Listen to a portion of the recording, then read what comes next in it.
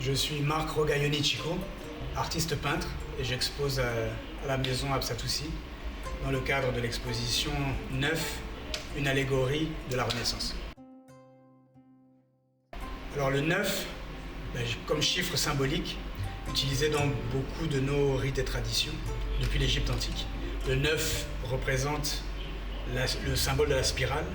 La spirale, maintenant qui a beaucoup de déclinaisons, c'est la forme de la Voie lactée dans le cosmos. C'est la forme du fœtus dans le ventre de la mère. On le retrouve dans la nature aussi. C'est une forme qu'on retrouve et qui est symbole de vie. Dans nos rites et traditions, de manière générale, ce que nous célébrons, c'est le féminin sacré. Donc on émule la femme. C'est le symbole de Dieu dans nos traditions et c'est un peu la base de chacun de mes tableaux. Comme je les appelle, je pense que ce sont des petits miroirs allégoriques, dans le sens où j'essaye de mettre une image sur un ressenti que j'ai pu avoir, toujours dans l'idée d'explorer ce que nous sommes intrinsèquement, culturellement.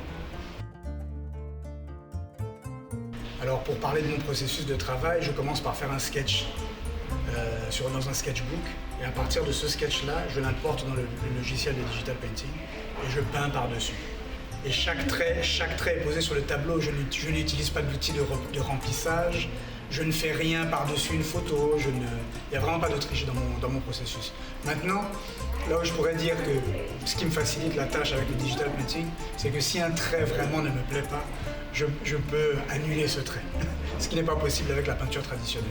Okay. Mais je me suis mis à la peinture traditionnelle justement pour tester, et effectivement c'est différent et c'est plus minutieux, donc on prend plus conscience de chaque trait, mais mon processus de travail est vraiment le même. Je ne sais pas si j'ai une réponse à cette question. Je dirais qu'il faudrait peut-être d'abord définir le paradigme qui est le nôtre du point de vue artistique. Parce que l'art africain, que ce soit des masques, que ce soit des statuettes, le sculpteur, lorsqu'il sculpte, ça n'a pas une fonction décorative. L'art africain n'est pas décoratif. Dans son essence, c'est un outil qui gère les énergies. Moi, c'est un peu mon approche par rapport à mes tableaux. C'est une invitation, c'est un outil philosophique que je propose à mon spectateur. Une idée que m'a transmise le professeur Grégoire Biyogo, et c'est ce qu'il définit comme la programmation et la déprogrammation des phénomènes et des catastrophes.